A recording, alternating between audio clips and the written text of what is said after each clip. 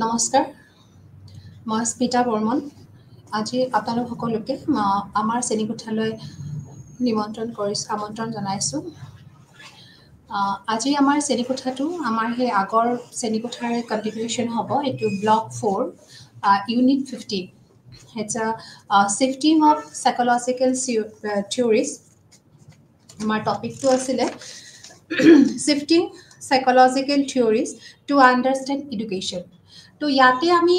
বিশেষকৈ আমি সাইকোলজিক্যাল থিওৰিজবিলাকৰ ওপৰত আমি ডিছকাশ্যন কৰি আছিলোঁ। অলৰেডি আমাৰ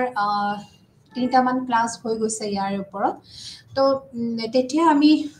বহুতখিনি কথাই আমি আলোচনা কৰিছিলোঁ, যেনেকৈ আমাৰ সাইকোলজিক্যাল থিওৰিজখিনি এডুকেশ্যনৰ কাৰণে কেনেকৈ দৰকাৰ বা কিমান দূৰ আমাক এডুকেশ্যনৰ শিক্ষাৰ ক্ষেত্ৰত সাইকোলজিক্যাল থিওৰিজবোৰ কিয়নো লাগে, এই সকলোবোৰ বস্তু আমি ডিছকাশ্যন কৰি আহিছিলোঁ। তেতিয়া আমি প্ৰায় কৈছিলোঁ যে আমাক যিটো আমাৰ ৱৰ্ড সাইকোলজি, মনোবিজ্ঞান, ই সাংঘাতিকভাৱে আমাৰ কাৰণে দৰকাৰ, not only for education, in all our daily life. আমি এজনে আনজনক জানিবৰ কাৰণে যিটো আমাৰ সাইকোলজি ৱৰ্ডটো খুবেই দৰকাৰ। কাৰণ মানুহৰ মনটো জানিবৰ কাৰণে তেওঁ কি ভাবিছে, তেওঁ কেনেকৈ ভাবিছে, তেওঁৰ থিংকিংটো কেনেকুৱা, তেওঁৰ থিংকিং কোৱালিটি কেনেকুৱা, তো এই সকলোখিনি কথা আমি জানিব লগা হয়। আৰু এইখিনি কথা জানিলেহে আমি কি কৰিব পাৰোঁ, খুব সুন্দৰকৈ সেই ব্যক্তিজনৰ লগত আমি ডিল কৰিব পাৰোঁ। নহ'লে আমি বহুত জাগাতে আমাৰ মিছআণ্ডাৰষ্টেণ্ডিং হৈ যায়। যদি আমি ব্যক্তিজনক ভালকৈ বুজি নাপাওঁ, তেতিয়াহ'লে মোৰ যিটো ৰিয়েকশ্যন, মোৰ যিখিনি প্ৰতিক্ৰিয়া থাকে তেওঁৰ প্ৰতি, সেইখিনি অলপমান ক'ৰবাত বুজাবুজি নোহোৱা হৈ যায়। তো সেইটো কাৰণে কৈছে যে কোনোবা এজন ব্যক্তিক বুজিবৰ কাৰণে বা তেওঁক জানিবৰ কাৰণে আমাৰ কাৰণে সাইকোলজি সাংঘাতিকভাৱে দৰকাৰ। তো যেতিয়া আমি এইকাৰণে এইটো কথা কোৱা হয় যে মনোবিজ্ঞান আমাৰ সকলো ক্ষেত্ৰতে দৰকাৰ। তাৰোপৰি বিশেষকৈ আমাৰ শিক্ষাৰ ক্ষেত্ৰত ইয়াৰ যিটো কণ্ট্ৰিবিউশ্যন, ইয়াৰ যিটো অৱদান, সেইটো বহুত বিশাল। কাৰণ এটা শ্ৰেণীকোঠাত আমি নন ষ্টপ শিশুসকলৰ লগত ডিল কৰোঁ, শিশুসকলৰ লগত আমাৰ কানেকশ্যন চলি থাকে, সংযোগ চলি থাকে। তেওঁলোকে কি ভাবে, তেওঁলোকে কেনেকৈ শিকিব বিচাৰিছে, তেওঁলোকৰ মনৰ ভাৱবিলাক বা তেওঁলোকৰ যিবোৰ প্ৰব্লেম, সমস্যা আছে, সকলোবোৰ বস্তু আমি জনাৰ পিছতহে আমি তেওঁলোকক উচিত ধৰণৰ আমি শিক্ষণ দিব পাৰিম, আমি টিচিং কৰিব পাৰিম। আদাৰৱাইজ কি হয়, সেই শিশুবিলাকৰ যদি আমি তেওঁলোকৰ আণ্ডাৰষ্টেণ্ডিং কোৱালিটি বুজি, তেওঁলোকৰ মেণ্টেলিটিটো আমি বুজি নাপাওঁ, তেওঁলোকৰ মানসিক প্ৰক্ৰিয়া, মনৰ অৱস্থা যদি আমি বুজি নাপাওঁ, তেতিয়াহ'লে কিন্তু আমি শিক্ষা প্ৰদান কৰোঁতে কিন্তু ক'ৰবাত আমি কি হ'ব, আমাৰ বিসংগতি হ'ব। বা তেওঁলোকে যিখিনি বস্তু আমি তেওঁলোকলৈ বাৰ্তা দিব বিচাৰিছোঁ, সেই বস্তুখিনি তেওঁলোকে কেটচ কৰিবই নোৱাৰিব, তেওঁলোকে গ্ৰহণ কৰিবই নোৱাৰিব। তো সেইখিনি সময়ত কি হ'ব, যিখিনি আমাৰ শিক্ষণ যিটো প্ৰক্ৰিয়া, যাক আমি কওঁ টিচিং লাৰ্ণিং প্ৰচেছ, এই গোটেই প্ৰচেছটো আমাৰ এনেই যাব, সি বেক হৈ যাব, তাৰ কোনো ভেলু নোহোৱা হ'ব, ভেলুলেছ হৈ যাব। তো সেইটো কাৰণে আমাৰ ইয়াতে বাৰ বাৰ কোৱা হৈছে যে আমাৰ যিবোৰ সাইকোলজিকেল থিওৰিজ, যিবোৰ আমাৰ সাইকোলজিষ্টবিলাকে উদ্বোধন কৰি গৈছে, তেওঁলোকে সেইবিলাক যেতিয়া উদ্বোধন কৰিছে, তো সেইবিলাক আমি আমাৰ উচিত ক্ষেত্ৰত আমাৰ প্ৰয়োগ কৰাটো হৈছে আমাৰ কাৰণে নিতান্ত প্ৰয়োজনীয়। তো সেনেকৈ আমাৰ বিশেষকৈ আমাৰ সাইকোলজিকেল থিওৰিজবিলাক ভগোৱা হৈছিলে, যেনেকৈ বিহেভিয়াৰিজিমৰ ওপৰত, কগনিটিভিজিমৰ ওপৰত আৰু কানেক্টিভিজিমৰ ওপৰত। তো অলৰেডি আমি যিটো আমাৰ বিহেভিয়াৰিজিম, আচৰণবাদ, তাৰ ওপৰত আমাৰ গোটেই সম্পূৰ্ণ ক্লাছ হৈছে। এইখিনি আমাৰ চিলেবাছ অলৰেডি ফিনিছ হৈছে। তো নেক্সট আমি পঢ়ি আছিলোঁ আমাৰ কগনিটিভিজিমৰ ওপৰত, যিটোক আমি কওঁ জ্ঞানবাদ। তো জ্ঞানবাদৰ কাৰণে আমি এটা ক্লাছ লোৱা গৈছিলে, জ্ঞানবাদ কি, মানে কগনিটিভিজিম কি, বা বিহেভিয়াৰিজিম আৰু কগনিটিভিজিমৰ মাজত ডিফাৰেঞ্চনো কি আছে, এই সকলোখিনি কথা আমি অলপ আলোচনা কৰিছিলোঁ। তাৰোপৰি যিহেতু সদায় আমি অলপ প্ৰিভিয়াছ নলেজ দিব লাগে,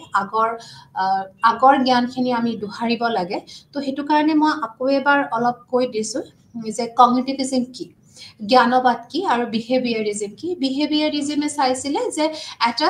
লাৰ্নিং এটা এনভাইৰনমেন্ট ক্ৰিয়েট কৰিছিল তেওঁলোকে এটা শিকন পৰিৱেশ ক্ৰিয়েট কৰিছিলে যাৰ ফলত শিশুসকলে নিজে নিজে শিকে তো বিহেভিয়াৰিজমৰ মেইন কামটোৱে আছে যে তেওঁলোকে এটা লাৰ্নিং এটা শিকন পৰিৱেশ তেওঁলোকে গঠন কৰি দিব আৰু সেই শিকন পৰিৱেশটো গঠন কৰাৰ পিছত শিশুসকলে বা যিমান শিক্ষাৰ্থী আছে তেওঁলোকে নিজে নিজে সকলোখিনি জ্ঞান তেওঁলোকে আহৰণ কৰিব কিন্তু তাৰ বিপৰীতে কানেক্টিভিজমত হৈছিলে কি কানেক্টিভিজমত কগনিটিভিজমত জ্ঞানবাদত হৈছিলে কি ইয়াতে আমাৰ মেণ্টেল প্ৰচেছৰ ওপৰত ক্ৰিয়া কৰা হয় মেণ্টেল এবিলিটি আমাৰ মাইণ্ডে কেনেকে কি ভাবিছে বা কেনেকে গ্ৰহণ কৰিব বিচাৰিছে বা আমাৰ এইটো মাইণ্ড পাৱাৰটোক যেতিয়া আমি ষ্টাডি কৰোঁ সেইটো কৈছে আমাৰ কগনিটিভিজম যে কোনোবা এটা শিশুই কিবা এটা বস্তু শিকিবৰ সময়ত তেওঁ কেনেদৰে ভাবিছে সেই বস্তুটোৰ বিষয়ে তেওঁ কেনেকে ভাবিছে বা সেই বস্তুটো শিকিবৰ কাৰণে তেওঁ কেনেকে শিকিব বিচাৰিছিলে বা তেওঁ সেই যিটো নতুন বস্তু তেওঁক দিয়া হৈছিল তাৰ প্ৰতি শিশুটোৰ ধাৰণা কেনেকুৱা বা অলৰেডি তেওঁৰ মন মগজুত সেই নতুন ধাৰণাৰ লগত সংযোজিত কিবা পুৰণা ধাৰণা অলৰেডি তেওঁৰ তাতে আছে নেকি তো এই গোটেইখিনি আমাৰ যিটো মেণ্টেল প্ৰচেছ সেই প্ৰচেছৰ লগত সংলগ্ন কৰাটোৱে হৈছে আমাৰ কগনিটিভিজম আৰু যাক আমি জ্ঞানবাদ বুলি কওঁ তো জ্ঞানবাদ হ'ল এনেকুৱা এটা শিক্ষণীয় তত্ত্ব যিটোৱে শিকনত মানসিক প্ৰক্ৰিয়াৰ জৰিয়তে জোৰ দিছিলে আৰু শিক্ষাৰ্থীয়ে নিজৰ জ্ঞান গঠন কৰে আৰু নতুন ধাৰণা আৰু পুৰণা ধাৰণাৰ লগত সংলগ্ন কৰে কগনিটিভিজমে বিশেষকে গুৰুত্ব দিছিলে সেইটোৰ ওপৰত যাতে আমি নতুন ধাৰণা এটা গ্ৰহণ কৰোঁ কেনেকে গ্ৰহণ কৰিম নিজৰ আগতে মেণ্টেল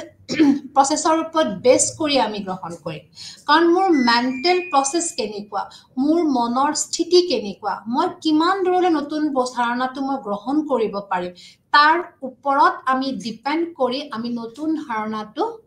দিব লাগিব কাৰণ শিক্ষকসকলে প্ৰায় জানিব লাগিব যে সেই শিক্ষাৰ্থীজনৰ বা শিক্ষাৰ্থীৰ তেওঁৰ মেণ্টেল ষ্টেট কেনেকুৱা তেওঁৰ সেই নতুন ধাৰণাটো দিয়াৰ আগতে তেওঁৰ কিবা সেই ধাৰণাৰ লগত জড়িত পুৰণা ধাৰণা তেওঁৰ মনত আছেনে বা তেওঁৰ মন মগজুৱে এই নতুন ধাৰণাটো গ্ৰহণ কৰিব পৰা কেপাবিলিটি আছেনে এই সকলোখিনি ষ্টাডি কৰা হয় যেতিয়া শিক্ষকজনে দেখিব যে তেওঁৰ নতুন ধাৰণা ল'বৰ পৰা মানসিক প্ৰক্ৰিয়া আছে তেতিয়াহ'লেহে শিক্ষকজনে তেওঁক কি দিব নতুন ধাৰণাটো দিব তো এতিয়া শিক্ষকজনে কেনেকৈ গম পাব যে তেওঁৰ নতুন ধাৰণা ল'ব পৰা ক্ষমতা আছে তো সেইটো কাৰণে কি কৰিব শিক্ষকজনে কিছুমান নতুন ধাৰণাৰ লগত ৰিলেটেড কিছুমান পুৰণা ধাৰণাৰ বিষয়ে তেওঁক হয় প্ৰশ্ন কৰিব নহলে বা কিবা ধৰণৰ ডিসকাশন কৰিব আলোচনা কৰিব আৰু তাৰ থ্ৰুৰে শিক্ষকজনে গম পাব যে অলৰেডি সেই শিক্ষাৰ্থীজনৰ কি আছে পুৰণা ধাৰণা আছে related to the new idea যে তেওঁ পুৰণা কিছুমান অলৰেডি ধাৰণা আছে তো তেওঁৰ সেই বেছটো বা তেওঁৰ যিটো পুৰণা বেছ সেইটো খুব ষ্ট্ৰং বা খুব গভীৰ তো তেওঁ খুব সহজে নতুন ধাৰণাটো দিব পাৰি তো এইখিনি যিখিনি এক্টিভিটি এইখিনি যিখিনি কাৰ্যকলাপ সেইখিনি কমপ্লিটলি শিক্ষকৰ ওপৰত কাৰণ এডুকেশ্যনৰ ক্ষেত্ৰত যদি আমি চাব লাগে তো কমপ্লিট দায়িত্ব আছে শিক্ষকজনৰ ওপৰত তো শিক্ষকজনে কি কৰিব শিশুজনৰ আগতে ষ্টাডি কৰিব তেওঁৰ মেণ্টেল প্ৰচেছ ষ্টাডি কৰিব তেওঁৰ মাইণ্ড পাৱাৰ ষ্টাডি কৰিব আৰু কেনেকৈ কৰিব তেওঁ কিছুমান আগৰ পুৰণাৰ কথা কিছুমান তেওঁৰ লগত আলোচনা কৰিব যেতিয়া শিক্ষকজনে গম পালে যে তেওঁৰ পুৰণা ধাৰণা কমপ্লিটলি আছে তো তেওঁক নতুন ধাৰণা দিয়াত কোনো ধৰণৰ অসুবিধা নহয় আৰু কেতিয়াবা যদি হেনুকা ক্ষেত্ৰত গম পায় যে শিশুজনৰ পুৰণা ধাৰণাত অলপমান খেলিমেলি আছে যিকোনো বিষয়ত আমাৰ বিশেষকে আমাৰ সমস্যা হয় শিশুবিলাকৰ গণিতৰ ক্ষেত্ৰত তো কগনিটিভিজম প্ৰচেছ যিবোৰ থিয়ৰী আছে এই থিয়ৰীবোৰ বিশেষকে আমাৰ অলপমান এনেকুৱা ধৰণৰ বিষয়বস্তুবিলাকৰ ওপৰত বেছিকে গুৰুত্ব দিয়া হয় যেনেকৈ গণিত বিজ্ঞান তাৰপিছত হিষ্ট্ৰী তো এনেকুৱা ধৰণৰ সাবজেক্টবিলাকৰ লগত সাবজেক্টবিলাকৰ যিবোৰ বিষয়বস্তু আছে সেই বিষয়বস্তুবোৰ বুজাবৰ কাৰণে আমাৰ কগনিটিভিজম যিটো থিয়ৰী আছে সেইটো আমাৰ প্ৰয়োগ কৰা হয় কাৰণ তেতিয়া আমি বিশেষকৈ আমাৰ গণিতৰ ক্লাছৰ ক্ষেত্ৰত আমাৰ যিটো মেথছৰ ক্লাছ তাতে আমি বিশেষকৈ নতুন ধাৰণা দিয়াৰ আগতে আমি বহু বস্তু তেওঁলোকক ড্ৰিল কৰাওঁ, তেওঁলোকক প্ৰেক্টিচ কৰাওঁ ৰিগাৰ্ডিং দ্য প্ৰিভিয়াছ নলেজ। যদিহে তেওঁলোকৰ পুৰণা ধাৰণাটো বেছটো যদি ষ্ট্ৰং, তেতিয়াহ'লে তেওঁলোকক নতুন কিছুমান গণিতৰ কিছুমান তেওঁলোকক নতুন ধাৰণা দিবলৈ শিক্ষকজন আগবাঢ়ে। নহ'লে কি হয়, শিশুজনক নতুন ধাৰণা দিওঁতে দিওঁতে তেওঁৰ যদি বেছ ক্লিয়াৰ নাথাকে, তেতিয়াহ'লে তেওঁৰ কাৰণে গণিত বিষয়টো এটা সাংঘাতিক গধুৰ বিষয় হৈ পৰে। তো সেইটো কাৰণে কোৱা হৈছে যে ইয়াতে আমাৰ মানসিক প্ৰক্ৰিয়াৰ লগত এইটো প্ৰক্ৰিয়াৰ ওপৰত বেছিকৈ গুৰুত্ব দিয়ে। তো এই তত্ত্বত বিশেষকৈ মনৰ দ্বাৰা আমি ধাৰণা কেনেকৈ গঠন কৰোঁ, কেনেকৈ সংগঠন কৰোঁ, বা ধাৰণাবোৰ আমি কেনেকৈ সংৰক্ষিত কৰোঁ, বা সেই ধাৰণাবোৰৰ পৰা কিবা উদ্ধাৰ কৰিব পাৰি নেকি, সেই সকলো বস্তুৰ ওপৰতহে বিশেষকৈ ফ'কাছ দিয়া হয়। তো কগনিটিভিজিম যিটো আমাৰ তত্ত্ব আছে, কগনিটিভিজিমৰ জ্ঞানবাদ যিটো তত্ত্ব আছে, সি বিশেষকৈ আমাৰ এইখিনি ক্ষেত্ৰত গুৰুত্ব দিয়ে যে মনৰ দ্বাৰা বাই মাইণ্ড, মনৰ দ্বাৰা আমি কেনেকৈ কোনো ধাৰণা আমি গ্ৰহণ কৰিম, সেই ধাৰণাটো কেনেদৰে আমি সংগঠন কৰিম, অৰ্গেনাইজ কৰিম, বা সেই ধাৰণাটো কেনেকৈ আমি ষ্ট'ৰ কৰিম মানে সংৰক্ষণ কৰিম, বা কেনেকৈ আমি সেই ধাৰণাটো উদ্ধাৰ কৰিম, যাক আমি ৰিট্ৰিভ বুলি কওঁ। আৰু এই গোটেইকেইটাৰ ওপৰত তেওঁলোকে বিশেষকৈ ফ'কাছ কৰে। আৰু ফ'কাছ কৰাৰ পিছতহে তেওঁলোকে মানসিক প্ৰক্ৰিয়া তেওঁলোকে বুজি লয়। আৰু ইয়াতে কি হয়, বিশেষকৈ যিটো আমাৰ কণ্টেণ্ট আছে, আমাৰ বিষয়বস্তু আছে, যিটো আমাৰ শিক্ষকে শিক্ষণৰ সামগ্ৰীৰ যিটো বিষয়বস্তু, সেই বিষয়বস্তুটো তেওঁলোকে ধুনীয়াকৈ গঠন কৰি লয়।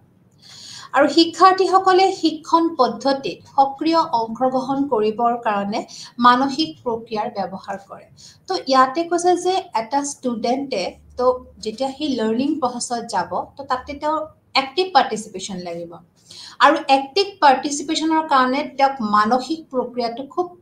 সুন্দৰ হ'ব লাগিব, বা তেওঁ মেণ্টেল পাৱাৰ ইউজ কৰিব লাগিব, তেওঁ মেণ্টেল প্ৰচেছ ইউজ কৰিব লাগিব। নহ'লে কিন্তু শিশুটোৱে সেই লাৰ্ণিং প্ৰচেছত তেওঁ এক্টিভ পাৰ্টিচিপেশ্যন কৰিব নোৱাৰে। তো এইটো কাৰণে বাৰ বাৰ কোৱা হৈছে, কগনিটিভিজিমে এই সকলোবোৰ ক্ষেত্ৰৰ ওপৰত গুৰুত্ব দিছিলে যে যদিহে এজন শিশুৱে লাৰ্ণিং, তেওঁৰ শিকণ পদ্ধতিত, তেওঁৰ যিটো শিকণ পিৰিয়ড থাকে, শিকাৰ যিটো কাৰ্যকাল থাকে, তাতে যদি তেওঁ সক্ৰিয় অংশগ্ৰহণ কৰিব লাগে, তেতিয়াহ'লে তেওঁ কিন্তু মেণ্টেল প্ৰচেছ তেওঁৰ ষ্ট্ৰং হ'ব লাগিব, বা মেণ্টেল প্ৰচেছৰ ওপৰত তেওঁ বিশেষকৈ গুৰুত্ব দিব লাগিব। নহ'লে শিশুজনে কিন্তু যিটো আমাৰ শিকণ প্ৰক্ৰিয়াটোত তেওঁ কি কৰিব, তেওঁ ভালকৈ একো বুজিয়ে নাপাব, বা তেওঁ যিখিনি পঢ়িব বিচাৰিছে সেইখিনিৰ ওপৰত তেওঁৰ কোনো ধৰণৰ গাঢ় নলেজ তেওঁৰ নাথাকিব। তো এই তত্ত্বই বিশেষকৈ শিক্ষাৰ্থীয়ে কেনেকৈ শিকে, কেনেকৈ লিখে, কেনেকৈ বুজে, কেনেকৈ পঢ়ে বা যিকোনো আমাৰ গণিত, বিজ্ঞান, হিষ্ট্ৰী এই বিষয়বোৰত কেনেকৈতো ইনভলভ কৰিব পাৰি, এই সকলোবিলাক বস্তুৰ ওপৰত গুৰুত্ব দিছে। যে শিশুজনে কেনেকৈ শিকে, তেওঁৰ শিকাৰ ষ্টাইলটো কি, কাৰণ আমি সকলোৱে জানো যে সকলোবোৰ শিশুৱে বেলেগ বেলেগ, ইণ্ডিভিজুৱেল ডিফাৰেঞ্চ আছে, এইটো আমি সকলোৱে জানো, ব্যক্তিগত পাৰ্থক্য আছে, সকলো শিশুৱে একেধৰণে নিশিকে। তো একেধৰণে নিশিকে বা একেধৰণে নিলিখে, বা তেওঁলোকে একেধৰণে নপঢ়ে। তো ব্যক্তিগত যিটো পাৰ্থক্য আছে, ইণ্ডিভিজুৱেল ডিফাৰেঞ্চ আছে, আৰু সেই ইণ্ডিভিজুৱেল ডিফাৰেঞ্চটো বুজিবৰ কাৰণে শিশুসকলক কি হয়, বিশেষকৈ আমাক কগনিটিভিজিম প্ৰচেছটো আমাক দৰকাৰ, তেওঁলোকৰ মেণ্টেল প্ৰচেছ বুজাটো সাংঘাতিকভাৱে দৰকাৰ। জ্ঞানবাদে মন আৰু মানসিক প্ৰক্ৰিয়া যেনেকৈ চিন্তা, স্মৃতিশক্তি আৰু সমস্যা সমাধানৰ ওপৰতো গুৰুত্ব দিয়ে। ইয়াতে কৈছে যে আমাৰ যিবোৰ related to our mental process, এই সকলোবোৰ বস্তুৰ ওপৰত আমাৰ জ্ঞানবাদে কি কৰে, গুৰুত্ব দিয়ে। যেনেকৈ আমাৰ স্মৃতিশক্তি, আমাৰ মনত থকা শক্তি, আমাৰ যেনেকৈ চিন্তা কৰাৰ শক্তি, বা আমাৰ সমস্যা সমাধান কৰা শক্তি, এই সকলোবোৰ ক্ষেত্ৰতে আমাৰ কি হয়,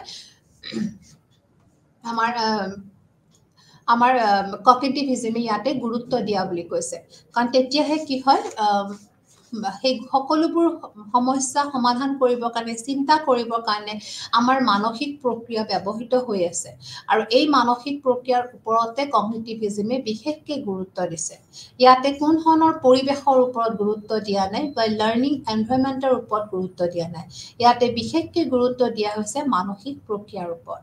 আৰু এটো কাৰণে কগনিটিভিজমৰ ওপৰত আমি যোৱাবাৰ এটা থিওৰি পঢ়াইছো এটো গাগলছ হেয়াৰকেল থিওৰিটো আমি পঢ়ালো আমি ডিসকাশন কৰিছো আৰু আজি আমি বিশেষকৈ ডিসকাশন কৰিম আমি আসুবেলৰ থিওৰিটো আসুবেলৰ থিওৰিটো বিশেষকৈ আমাৰ মিনিংফুল লাৰ্নিং থিওৰি বুলি কোৱা হয় আসুবেলৰ মিনিংফুল লাৰ্নিং থিওৰি মানে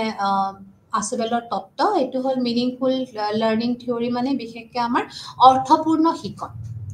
তো আসুবেলে বিশেষকৈ ইয়াতে গুৰুত্ব দিছিল অৰ্থপূৰ্ণ শিক্ষণ যে শিক্ষণটো হবই শিকিবটো মানুহে শিকিব কিন্তু শিকাখিনি অৰ্থপূৰ্ণ হ'ব লাগিব মিনিংফুল হ'ব লাগিব মিনিংলেছ হলে নহব তো হেতু কাৰণে আসুবেলৰ থিওৰিটো সাংঘাতিকভাৱে এটা গুৰুত্বপূৰ্ণ থিওৰি তো ডেভিড পল আসুবেল এও এজন আমেৰিকান মনোবিজ্ঞানী আছিল তেওঁ 1918 চনত জন্ম হৈছিল আৰু 2008 তেওঁ 2008ত তেওঁৰ মৃত্যুবৰণ হৈছিল তো তেওঁৰ 90 বছৰৰ যিটো জাৰ্নি সেই জাৰ্নিটোত খুব সুন্দৰকৈ লাৰ্নিং পিৰিয়ডৰ বিষয়ে কৈ গৈছে বা আমি তেওঁ বিশেষকৈ মানসিক প্ৰক্ৰিয়াৰ ওপৰত তেওঁলোকে বিশেষকৈ ৰিচাৰ্চ কৰিছে বা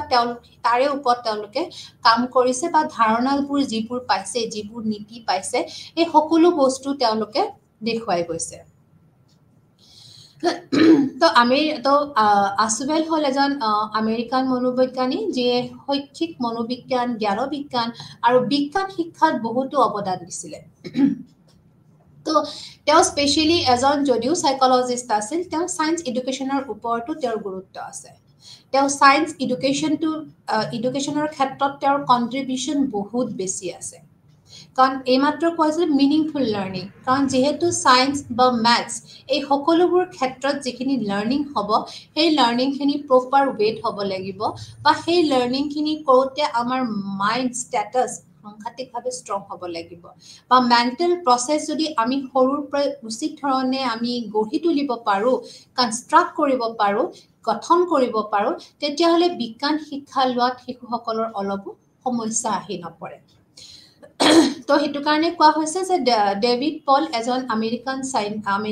সাইকোলজিষ্ট তেওঁ বিশেষকৈ তেওঁৰ অৱদান আছিলে শৈক্ষিক মনোবিজ্ঞান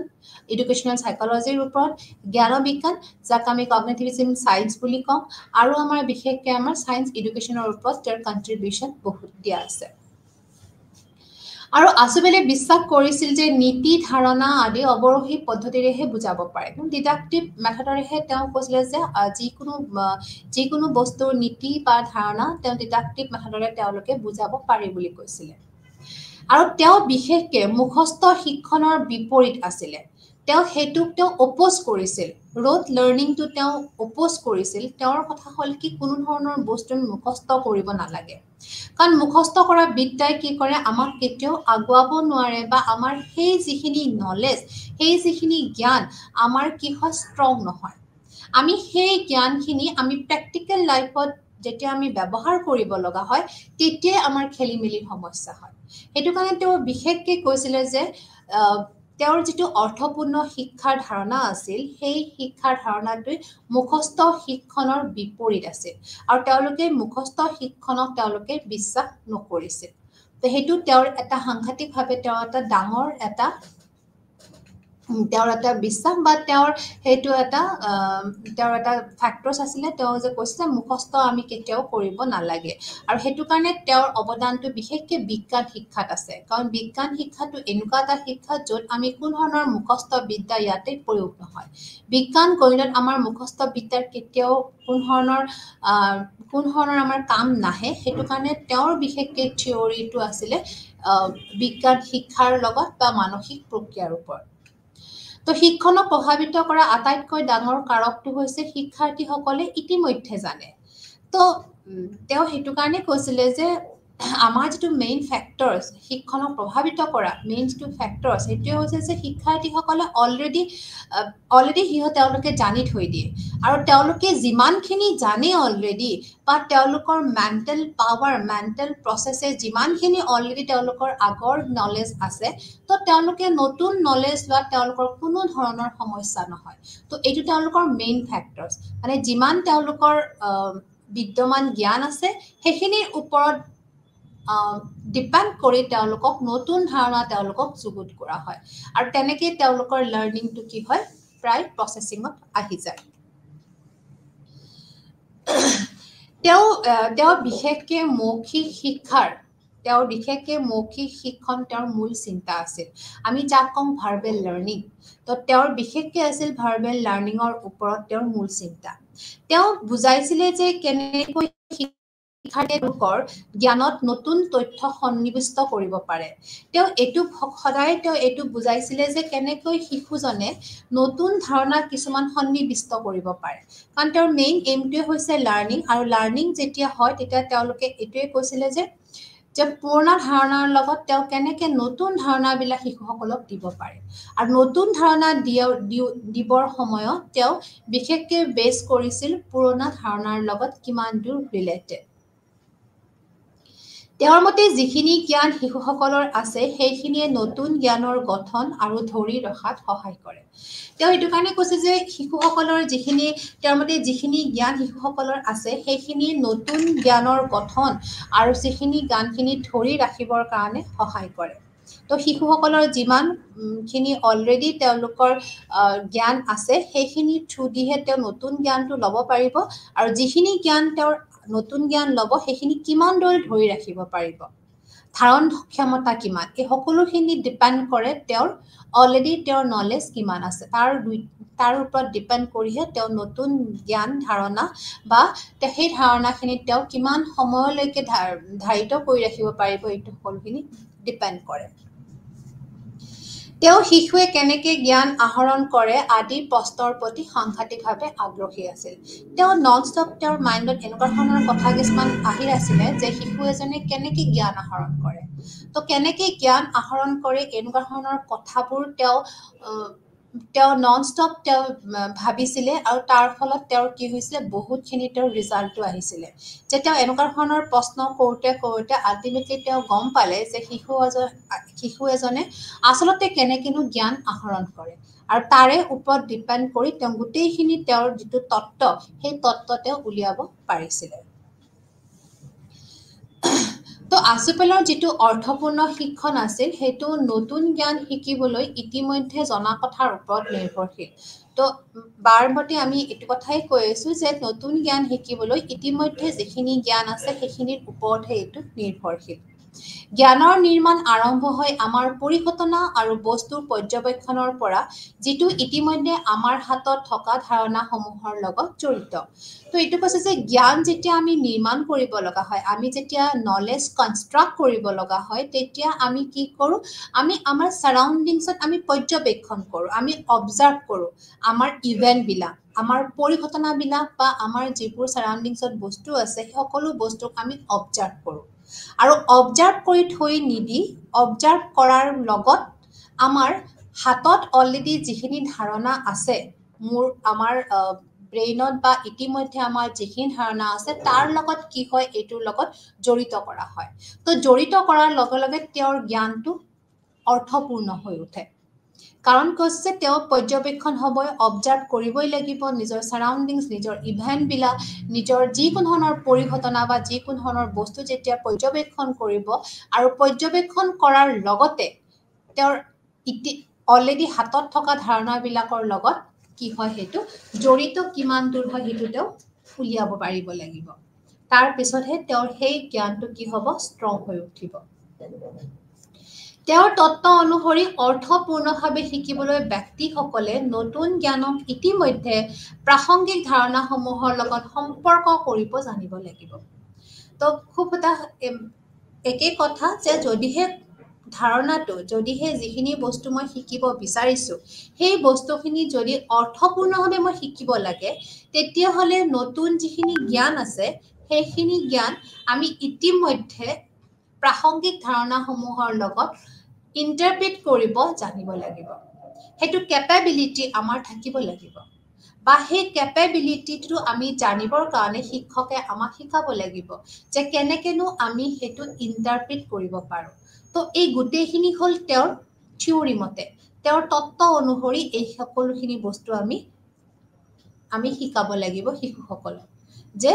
ইণ্টাৰপ্ৰিটেশ্যনটো আমি শিশুসকলক শিকাব লাগিব কেনেকে নতুন ধাৰণাৰ লগত পুৰণা ধাৰণাৰ কেনেকুৱা ইণ্টাৰপ্ৰিটেশ্যন হয় বা লিংক হয় বা আমি জড়িত কৰিব পাৰো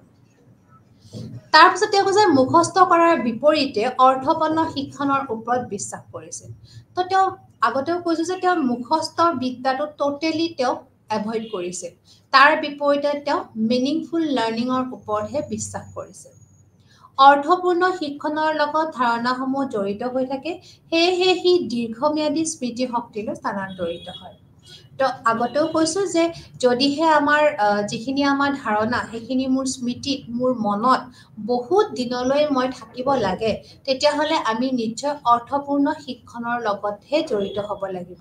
যেতিয়াহে আমি অৰ্থপূৰ্ণ শিক্ষণৰ থ্ৰুদি আমি ধাৰণা লওঁ তেতিয়া সি বহুত দীৰ্ঘম্যাদী স্মৃতি শক্তিলৈ পৰিৱৰ্তন হয়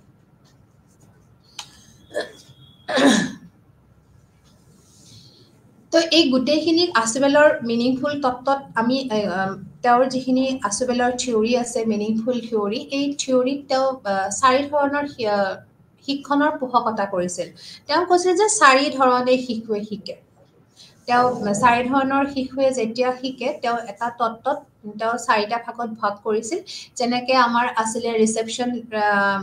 learning discovery learning rote learning আৰু এটা আছিলে আমাৰ মিনিংফুল লাৰ্ণিং তো এই চাৰিটা ভাগত তেওঁ তেওঁৰ তত্ত্বটো ভগাই দিছিল তেওঁ কৈছিল যে শিশুৱে বেলেগ বেলেগ ধৰণে শিকে আৰু এই চাৰিটা ধৰণে তেওঁ শিকে বুলি তেওঁ এটা মত পোষণ কৰিছিল তেওঁ এটা পোষকতা কৰিছিল যে শিশুৱে এই চাৰি ধৰণে শিকে তো প্ৰথমটো হৈছিল আমাৰ উপলব্ধি শিক্ষণ যাক আমি ক'লো ৰিচেপশ্যন লাৰ্ণিং তো ইয়াতে হ'ল ৰিচেপশ্যন শিশুৱে গ্ৰহণ কৰিব জাষ্ট ৰিচিভ কৰিব কাৰ পৰা গ্ৰহণ কৰিব যিহেতু আমি এইটো এডুকেশ্যনৰ ক্ষেত্ৰ কৈ আছো শিক্ষাৰ ক্ষেত্ৰ কৈ আছো তো নিশ্চয় এইটো আমাৰ শ্ৰেণীকোঠাৰ পাঠদানৰ কথাই হ'ব তো শ্ৰেণীকোঠাৰ পাঠদানত কি হয় শিশুজনক যেনেকে ধৰণে কথাবোৰ কয় ডিউৰিং ক্লাছৰুম টিচিং তো শিক্ষকজনে যেনে ধৰণে কথাবোৰ কয় বা যেনে ধৰণে তেওঁ পাঠ্যপুথিৰ কিবা বিষয়বস্তু শিশুসকলক কয় বা যিকোনো ৰেফাৰেন্স যিবোৰ আমাৰ মেটেৰিয়েলছ থাকে সেই মেটেৰিয়েলছৰ পৰা শিক্ষকজনে যেনেকুৱা ধৰণৰে জ্ঞান নিদিয়ক কিয় যেনেকুৱা ধৰণে তেওঁ উপস্থাপন কৰা পদ্ধতি তেওঁ বহুত ধৰণে উপস্থাপন কৰিব প্ৰেজেণ্ট কৰিব সেই সকলোবোৰ জ্ঞান আৰু শিক্ষক আৰু শিশুসকলে তেওঁ কি কৰিব ৰিচিভ কৰিব গ্ৰহণ কৰিব শিক্ষকজনে যেনেকে কৈছে সেনেকে গ্ৰহণ কৰিব তো শিক্ষক ইয়াতে কৈছে যে ৰিচেপশ্যন লাৰ্ণিং ইয়াতে শিক্ষকজনে কি যি ক'ব সেইটো শিশুটোই গ্ৰহণ কৰিব এইটো কাৰণে কৈছে যে যেতিয়া শিশুৱে কেৱল শ্ৰেণীকোঠাৰ পাঠদান পাঠ্যপুথি বিভিন্ন ৰেফাৰেন্স সামগ্ৰীৰ জৰিয়তে জ্ঞান লাভ কৰে তাক উপস্থাপন পদ্ধতি বোলে আৰু ইয়াক শিক্ষকে যেনেকৈ উপস্থাপন কৰে তেনেকে কি হয় গোটেইখিনি বস্তু আমাৰ গ্ৰহণ কৰা হয় তো ইয়াতে শিক্ষকৰ ওপৰত সকলোখিনি দায়িত্ব আছে কাৰণ এজন শিক্ষকে যেনে ধৰণে বুজাব সেনেধৰণে শিশুটোৱে গ্ৰহণ কৰে বুলি কৈছে তো যেতিয়া কি হয় শিক্ষকে যিকোনো পৰিৱেশত ধাৰণা এটা শিকায় তেতিয়া কি হয় শিক্ষাৰ্থীজনে শিক্ষকজনে শিকোৱাৰ দৰেহে শিকে তো ইয়াতে শিশুজনৰ নিজৰ কোনো ধৰণৰ তেওঁৰ মেণ্টেল পাৱাৰ ইউজ নহয় কোনো ধৰণৰ তেওঁৰ মানসিক পদ্ধতি ইয়াতে ব্যৱহাৰ নহয় ইয়াতে জাষ্ট যেনেকুৱা ধৰণে পৰিৱেশৰ শিক্ষা দিছে শিক্ষকজনে সেনেকুৱা ধৰণৰ পৰিৱেশটোৱে শিশুজনে পায় বা তেওঁ সেইখিনি সময়ত শিক্ষকজনৰ প্ৰতিটো কথাই তেওঁ মেমৰাইজ কৰিব ইচ্ছা কৰে বা তেওঁ বুজিব ইচ্ছা কৰে তো ইয়াতে জাষ্ট এটা হৈছে উপলব্ধি শিক্ষণ বা আমাক কয় যে সেইটো ৰিচেপশ্যন লাৰ্ণিং নেক্সট আছে আমাৰ আৱিষ্কাৰ শিক্ষণ যাক আমি ডিস্কভাৰী লাৰ্ণিং বুলি কওঁ তো ডিস্কভাৰী লাৰ্ণিঙত বিশেষকৈ আমাৰ হয় যেতিয়া শিশুৱে নতুন তথ্যৰ বিষয়ে তথ্য নিজৰ স্বতন্ত্ৰভাৱে পায় তাক আমি আৱিষ্কাৰ শিক্ষণ বুলি কওঁ তো ইয়াতে কৈছে যে আৱিষ্কাৰ একদম শিশুজনে যিখিনি নতুন তথ্য পাব সেইখিনি সি নিজৰ ইণ্ডিপেণ্ডেণ্টলি পাব, স্বতন্ত্ৰভাৱে পাব। সি কাৰো সহায় নোলোৱাকৈ যিখিনি সি নতুন তথ্য পাব সেইখিনি তথ্য সি ল'ব। তো ইয়াতে হয় শিক্ষকজন এজন গাইড হিচাপে বা এজন ফেচিলিটেটৰ হিচাপে থাকিব, তেওঁৰ এজন গাইড হিচাপে থাকিব, তেওঁক সহায়হে কৰিব। কিন্তু শিশুজনে নিজে সেই নতুন তথ্যখিনি যেতিয়া আৱিষ্কাৰ কৰিব, স্বতন্ত্ৰভাৱে ইণ্ডিপেণ্ডেণ্টলি যেতিয়া শিশুজনে নতুন আইডিয়াটো উলিয়াব, তাক আৱিষ্কাৰ শিক্ষণ বোলে। আৰু শিশুজনে এই যিটো আৱিষ্কাৰ শিক্ষণৰ দ্বাৰা নতুন তথ্য পালে, ইয়াতে কিন্তু সেই শিশুজনে তেওঁৰ অতীত আৰু বৰ্তমানৰ জ্ঞানৰ ওপৰত ভিত্তি কৰিহে তেওঁ কি কৰিব পাৰিছে, নতুন আইডিয়া ল'ব পাৰিছে। কাৰণ শিশু এজনে হঠাতে কোনো ধৰণৰ সমস্যা সমাধান কৰিব নোৱাৰে। কোনো ধৰণৰ তেওঁ লেবৰেটৰীত, তেওঁ পৰীক্ষাগাৰত কোনো ধৰণৰ সমস্যা বা লেবৰেটৰী যিবোৰ আমাৰ এক্টিভিটিবোৰ থাকে বা আমাৰ যিবোৰ এক্সপেৰিমেণ্ট থাকে, সেই এক্সপেৰিমেণ্ট তেওঁ এনেই কিন্তু ছল্ভ কৰিব নোৱাৰে বা সমস্যাবোৰ সমাধান কৰিব নোৱাৰে। ইয়াৰ কাৰণে শিশুজনে কি কৰিব লাগিব, নিজৰ যিখিনি অতীতৰ বা তেওঁৰ বৰ্তমানৰ যিখিনি জ্ঞান আছে, সেই জ্ঞানখিনিৰ ওপৰত ভিত্তি কৰিহে তেওঁ সেই সমস্যাটোৰ কি কৰিব, সমাধান কৰিব। আৰু সমস্যাৰ সমাধান কৰি তেওঁ নতুন তথ্য কিছুমান ইণ্ডিপেণ্ডেণ্টলি যুগুত কৰিব। আৰু এইটোকে কোৱা হৈছে আমাৰ কি হৈছে, আৱিষ্কাৰ শিকন, ডিস্কভাৰী লাৰ্নিং। ইয়াতে শিশুজনৰ মেণ্টেল পাৱাৰ সুন্দৰভাৱে ব্যৱহাৰ হয়। আৰু শিশুজনৰ মেণ্টেল পাৱাৰ, তেওঁৰ মানসিক প্ৰক্ৰিয়া যিমানেই ষ্ট্ৰং বা যিমানেই তেওঁৰ ধাৰণ কৰা ক্ষমতা আছে, সেনেকে তেওঁ কি কৰিব, সকলো ধৰণৰ সমস্যা তেওঁ সমাধান কৰিব পাৰিব। তো ডিস্কভাৰী লাৰ্নিং যিটো প্ৰচেছ, সেইটো কমপ্লিটলি ৰিলেটেড টু আমাৰ ছায়েন্স এডুকেশ্যন। কাৰণ ছায়েন্স এডুকেশ্যনৰ আমাৰ প্ৰতিটো বস্তুৱে আমি নিজাকে ইণ্ডিপেণ্ডেণ্টলি আমি সমস্যাবোৰ সমাধান কৰাতহে বিশেষকৈ আমি কি কৰোঁ, তেওঁলোকক উৎসাহিত কৰোঁ, শিশুসকলক মটিভেট কৰোঁ। কাৰণ তাতে ছায়েন্স এডুকেশ্যনত আমাক কোনো ধৰণৰ শিশুবিলাকক আমি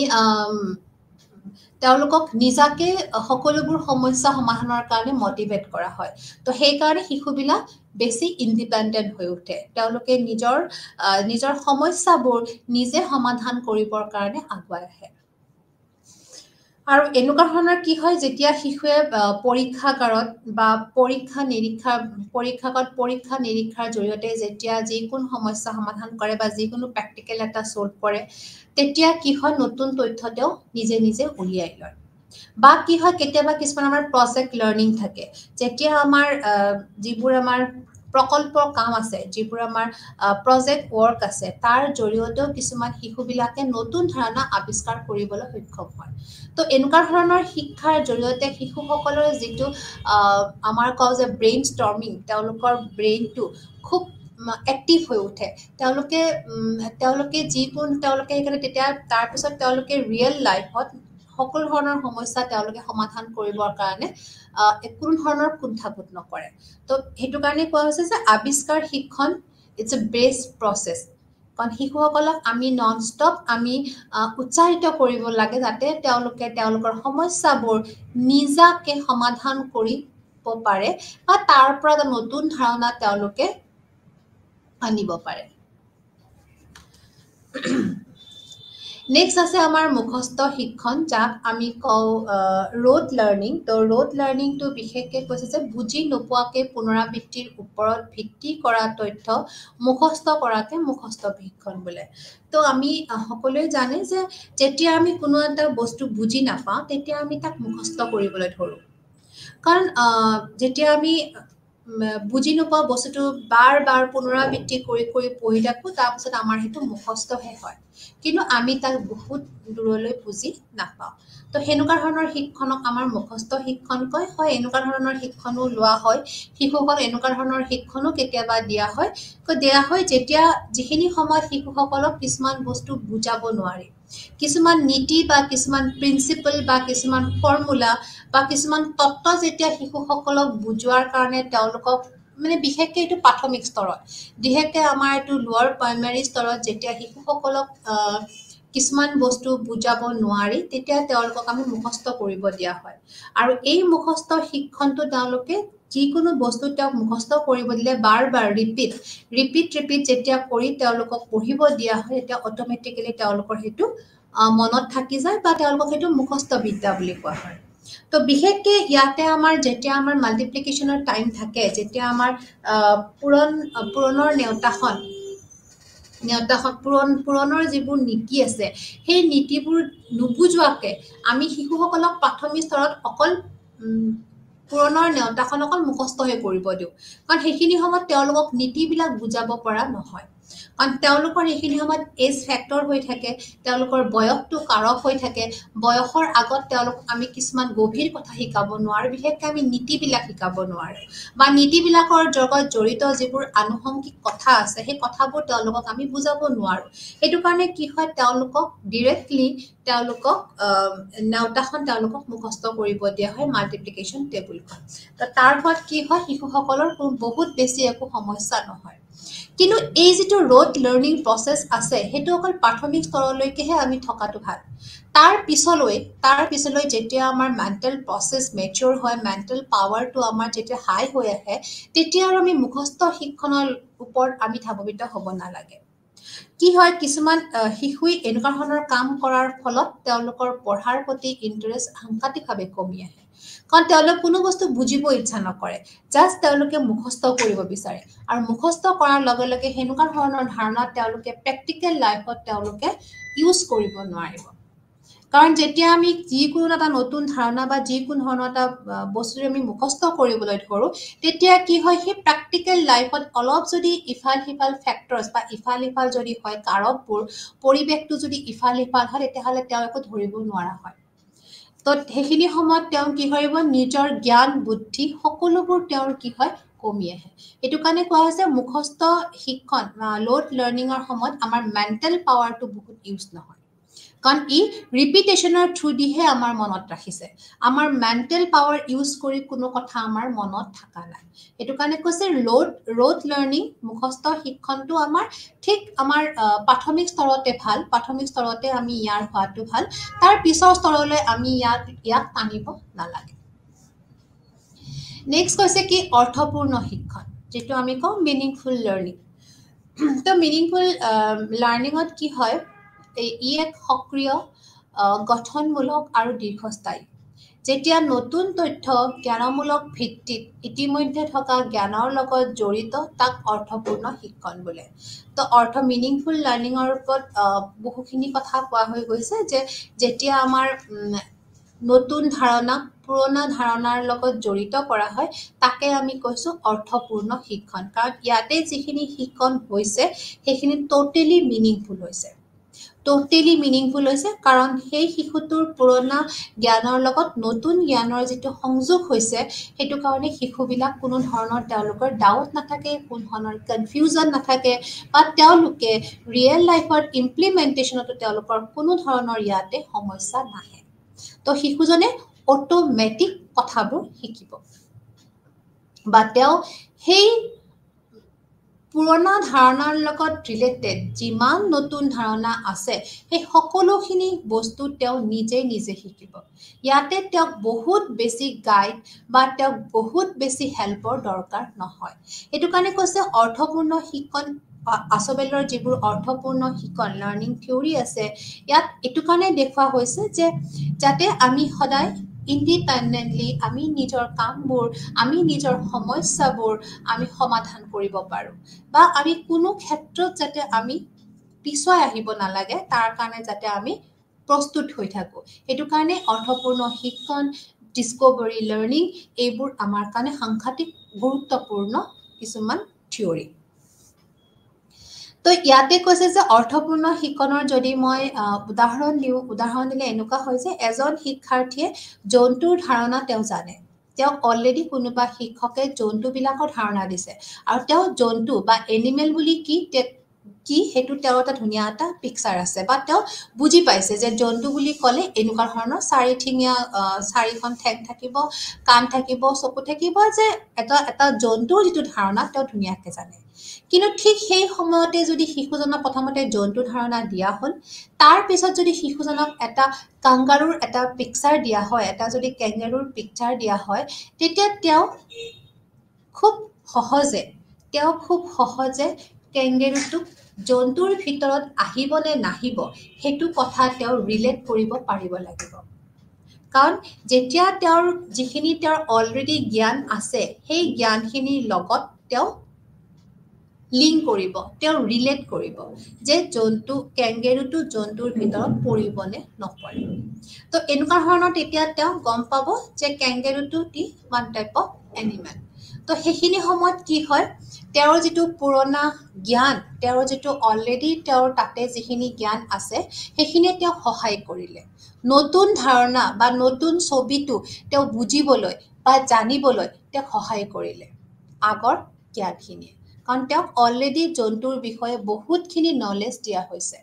এনিমেলৰ ওপৰত তেওঁক ডেছক্ৰাইব কৰা হৈছে, বা তেওঁক এনিমেলবিলাক কেনেকুৱা কি তাৰ গোটেইখিনি কথা যেতিয়া শিক্ষকে ক'লে, তাৰপিছত যেতিয়া তেওঁ এটা নতুন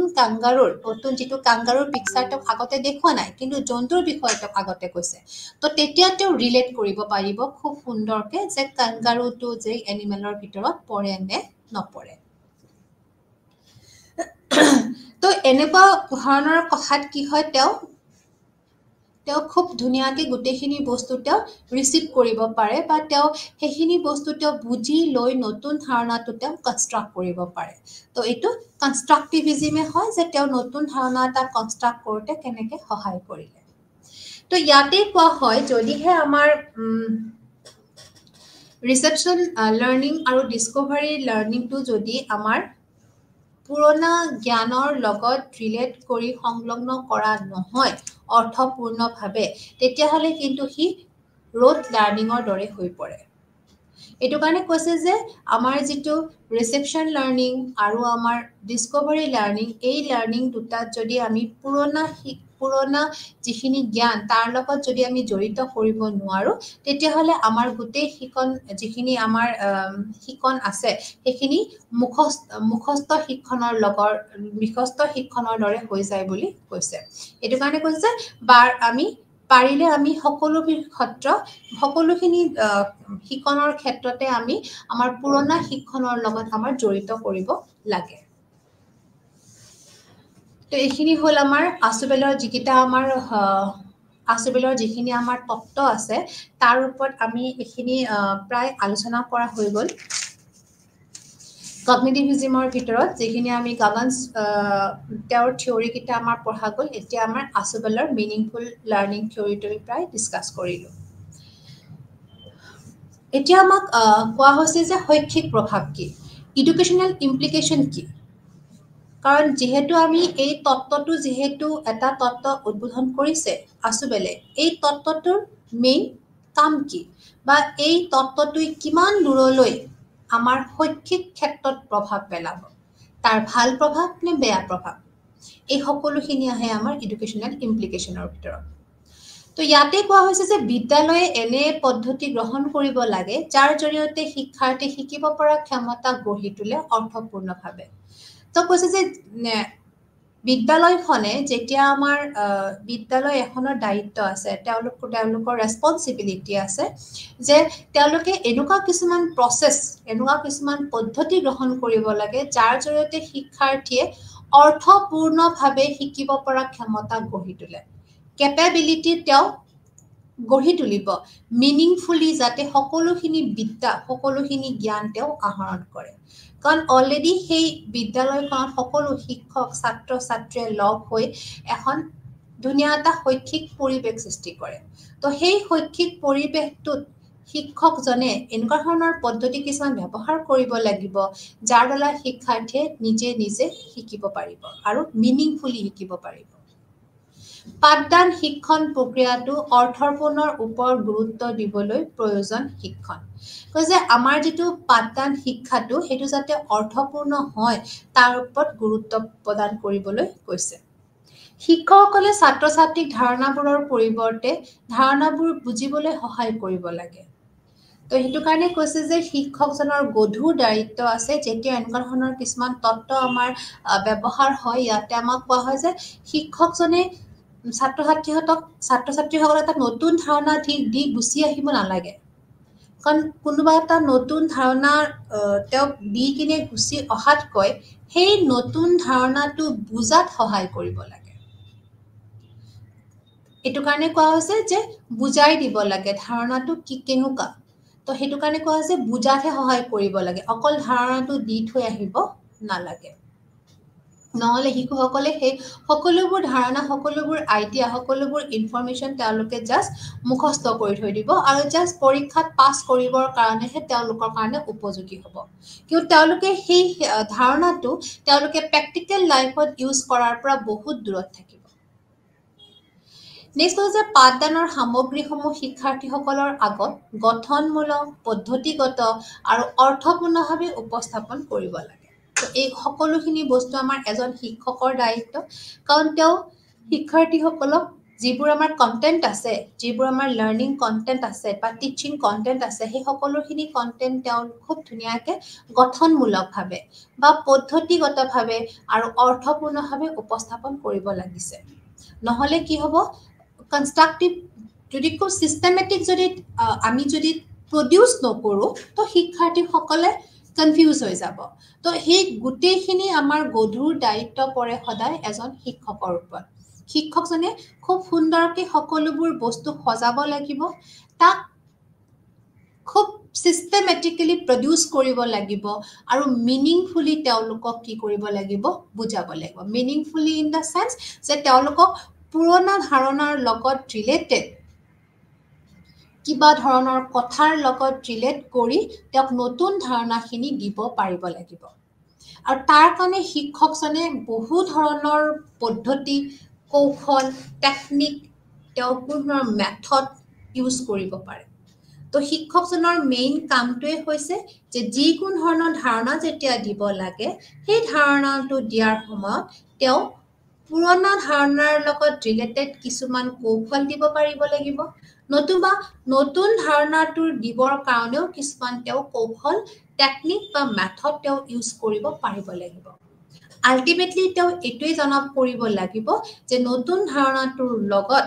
নতুন ধাৰণাটো পুৰণা ধাৰণাৰ লগত কিমান দূৰ সংযোজিত আৰু কিমান দূৰ তেওঁলোকে সেইটো গ্ৰহণ কৰিব পাৰে।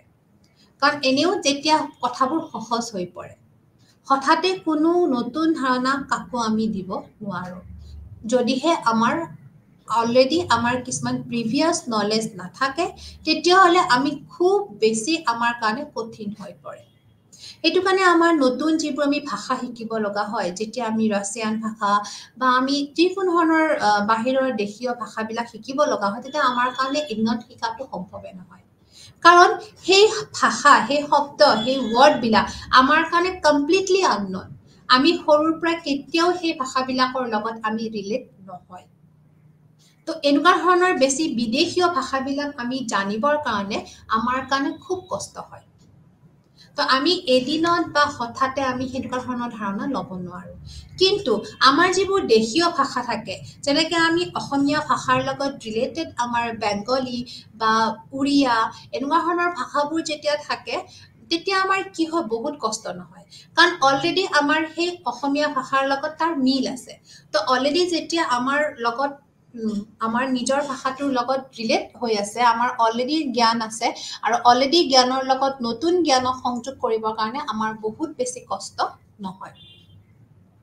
তো ইয়াতে আমাক ইয়াতে শিক্ষকসকলে যিকোনো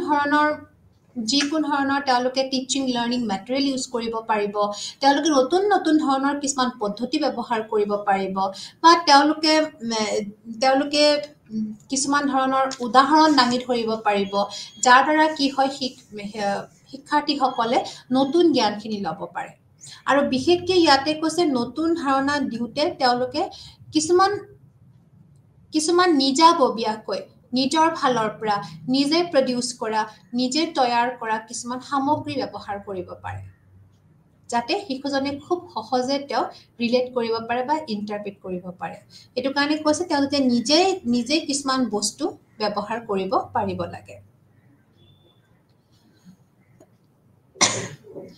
আৰু যিবোৰ তেওঁলোকে কৈছে যিবোৰ কৌশল বা পদ্ধতি ব্যৱহাৰ কৰিব লাগে সেইবোৰ খুব আকৰ্ষণীয় হ'ব লাগে এট্ৰাক্টিভ আৰু খুব ইম্পৰ্টেণ্ট আৰু খুব বিষয়বস্তুৰ লগত সংযোজিত হ'ব লাগে এইবোৰ ক্ষেত্ৰত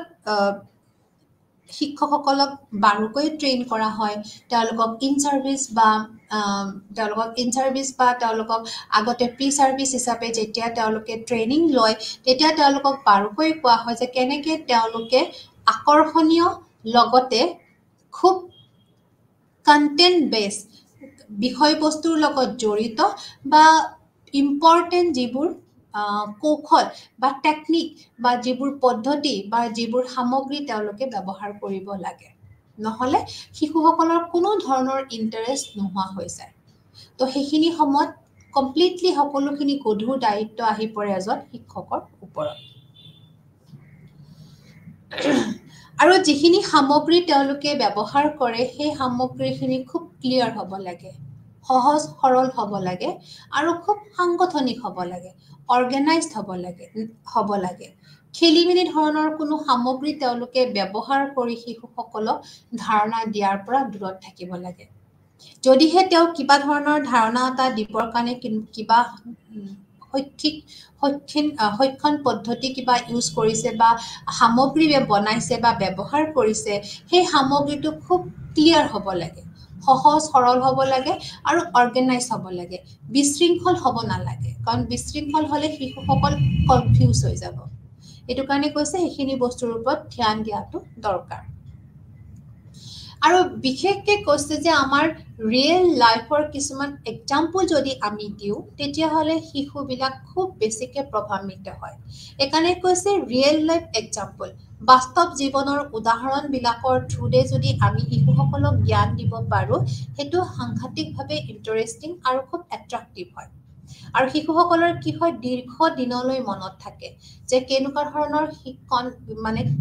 যে কেনেকুৱা ধৰণৰ ব্যক্তি বা ৰিয়েল লাইফৰ বা যিকোনো ধৰণৰ ৰিয়েল লাইফৰ ঘটনা বা ৰিয়েল লাইফৰ কথাৰ লগত যদি আমি ৰিলেট কৰিব পাৰোঁ তেতিয়াহ'লে সাংঘাতিকভাৱে সুন্দৰ হৈ উঠে যিটো আমাৰ শিক্ষণ পদ্ধতি সেইটো সুন্দৰ হৈ উঠে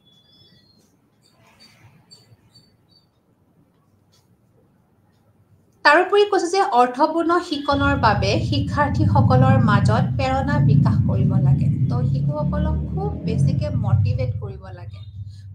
তেওঁলোকক প্ৰেৰণা দিব লাগে যাতে তেওঁলোকে অৰ্থপূৰ্ণ শিক্ষণ গ্ৰহণ কৰাত আগ্ৰহী হয় তেওঁলোকে যাতে কোনো ধৰণৰ মুখস্থ বিদ্যাৰ প্ৰতি তেওঁলোক আগ্ৰহী নহয় তাৰ কাৰণে শিক্ষকসকলে এনেকুৱা ধৰণৰ টেকনিক ব্যৱহাৰ কৰিব লাগিব যাতে শিশুসকলে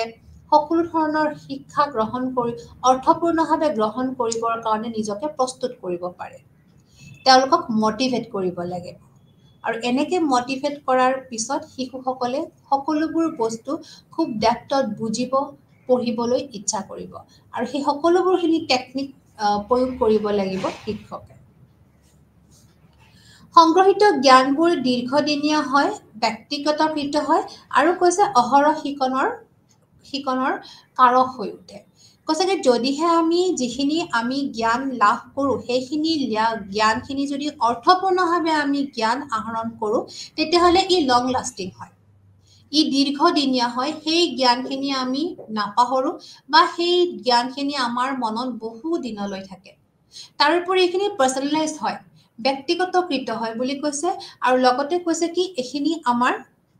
অহৰহ শিকনৰ কাৰণে শিশুজন আগ্ৰহী হৈ উঠে শিশুজনে আৰু বেছি জানিবৰ কাৰণে ইচ্ছুক হৈ উঠে খুব ইম্পৰ্টেণ্ট কথা যে যদিহে এজন শিশুক অৰ্থপূৰ্ণ শিক্ষণ দিব পৰা যায় বা এজন শিশুই যদি মিনিংফুল লাৰ্ণিং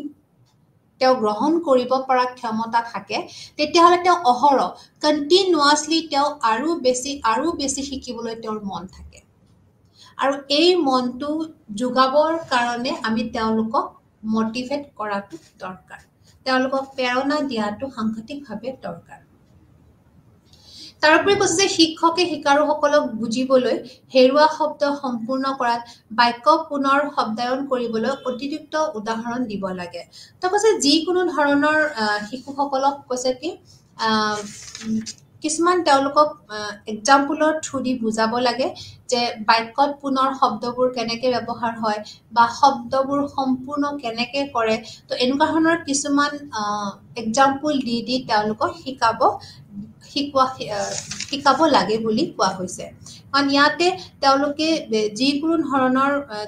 ধৰণৰ নতুন কিছুমান শব্দৰ লগত জড়িত কথা বা তেওঁলোকক ফ্ৰেজেছ স্পেলিং এই সকলোখিনি ক্ষেত্ৰৰ লগত তেওঁলোকক উদাহৰণ সহ তেওঁলোকক বুজাব দিছে। তেতিয়াহ'লেহে কি হয় সেইখিনি মিনিংফুল লাৰ্ণিং হোৱা বুলি কৈছে। কাৰণ ইয়াতে আমাক উদাহৰণটো দৰকাৰী বুলি কৈছে। মানে এনেও আমি যিকোনো কথা যেতিয়া আমি কওঁ যদিহে আমি ৰিয়েল লাইফৰ উদাহৰণ দিওঁ তেতিয়াহ'লে আমাৰ কথোপকথনটো খুব বেছি এটা ষ্ট্ৰং হৈ পৰে। আমি এজনে আনজনক বুজাটো সহজ হৈ পৰে। কাৰণ ৰিয়েল লাইফ লাৰ্ণিংটো আমাৰ কাৰণে খুবেই দৰকাৰ। কাৰণ যেতিয়া আমি যেতিয়া আমি গভীৰ কথা শিকিব লগা হয় নতুন কিছুমান বস্তু আমি জানিব লগা হয় তেতিয়াহ'লে আমাৰ ভিজুৱেল ইম্পেক্টটো খুব দৰকাৰ। আৰু ভিজুৱেল ইম্পেক্টৰ কাৰণে বা আমাৰ কনক্ৰিট এটা প্ৰভাৱ পাবৰ কাৰণে আমাৰ ৰিয়েল লাইফ এক্সাম্পল বা ৰিয়েল লাইফৰ অবজাৰভেশ্যনটো সাংঘাতিকভাৱে দৰকাৰ। তো এজ এ হোল এইখিনি আমাৰ আছুবেলৰ মিনিংফুল লাৰ্ণিং থিয়ৰী। তো মিনিংফুল লাৰ্ণিং থিয়ৰীত আমি এইখিনি গোটেইখিনি আমি ডিছকাছ কৰিলোঁ আজি। এইটো আমাৰ কগনিটিভিজিমৰ আণ্ডাৰত এইটো থিয়ৰী আছিলে। তো কগনিটিভিজিমৰ ভিতৰত যিখিনি আমাৰ অলৰেডি আমি আমাৰ গেগেনছৰ থিয়ৰীটো পঢ়িলোঁ, আছুবেলৰ থিয়ৰীটো আজি আমি ডিছকাছ কৰিলোঁ। নেক্সট আমি ব্ৰুনাৰৰ থিয়ৰী অফ লাৰ্ণিংটো আমি আৰম্ভ কৰিম। তাৰপিছত আমাৰ কিছুমান ছ'চিয়েল কগনিশ্যনৰ ওপৰত আমাৰ এটা আভাস আছে। তাৰপিছত আমি কনষ্ট্ৰাকটিভিজিমলৈকে আমি আগবাঢ়িম। তেতিয়া আমাৰ সেই গোটেইখিনি আমাৰ যিখিনি থিয়ৰী তিনিটা আছে থিয়ৰী তিনিটা আমাৰ প্ৰায় শেষ হ'ব। বা আমি সেই থিয়ৰী তিনিটাৰ থ্ৰু দি আমাৰ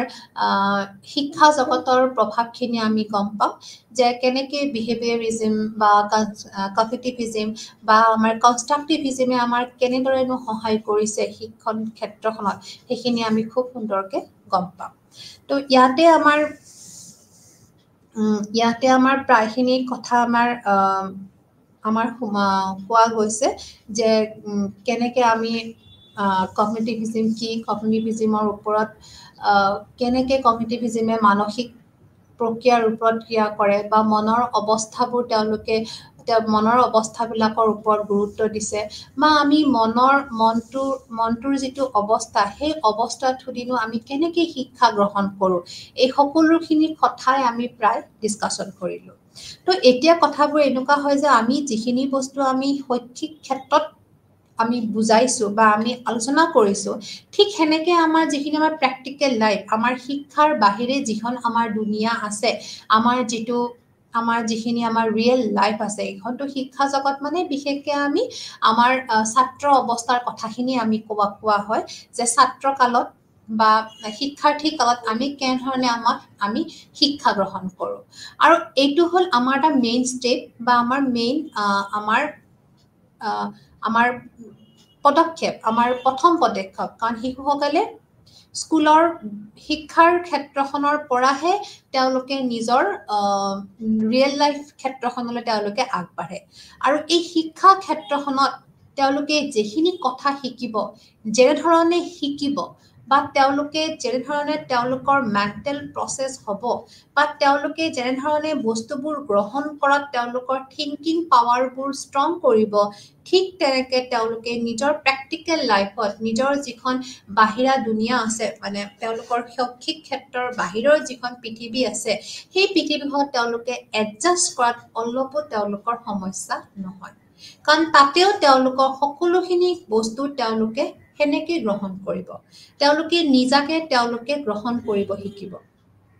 তেওঁলোকে নিজা ববিয়াকে তেওঁলোকে সকলোখিনি কথা তেওঁলোকৰ মেণ্টেল প্ৰচেছৰ থ্ৰুদি তেওঁলোকে কেচ কৰিব বা তেওঁলোকে যিকোনো ধৰণৰ মানুহৰ লগত ডিল কৰোঁতে সেই ব্যক্তিজনৰো তেওঁ মেণ্টেল প্ৰচেছ ষ্টাডি কৰিব তেওঁ সক্ষম হৈ উঠিব তো ইয়াতে কোৱা হৈছে নতুন ধাৰণা তেওঁলোকে যেতিয়া ল'ব লগা হ'ব তেতিয়া তেওঁলোকে কেতিয়াও পিছুৱাই নাহে কাৰণ তেওঁলোকক সেই সকলোবোৰ ক্ষেত্ৰ শিকোৱা হৈছে তেওঁলোকৰ শিক্ষা বিদ্যালয় শিক্ষাত মানে এডুকেশ্যন ফিল্ডত যেতিয়া তেওঁলোকক শিকোৱা হয় ঠিক সেইবোৰ তেওঁলোকে ইমপ্লিমেণ্ট কৰিব নিজৰ লাইফত তো কগনিটিভিজম ইমান সুন্দৰ এটা থিয়ৰী য'ত আমাক কোৱা হৈছে আমাৰ ৰিলেটেড আমাৰ মেণ্টেল প্ৰচেছ কাৰণ সকলোখিনি ৰিলেট কৰে ফ'কাছ কৰে আমাৰ অকল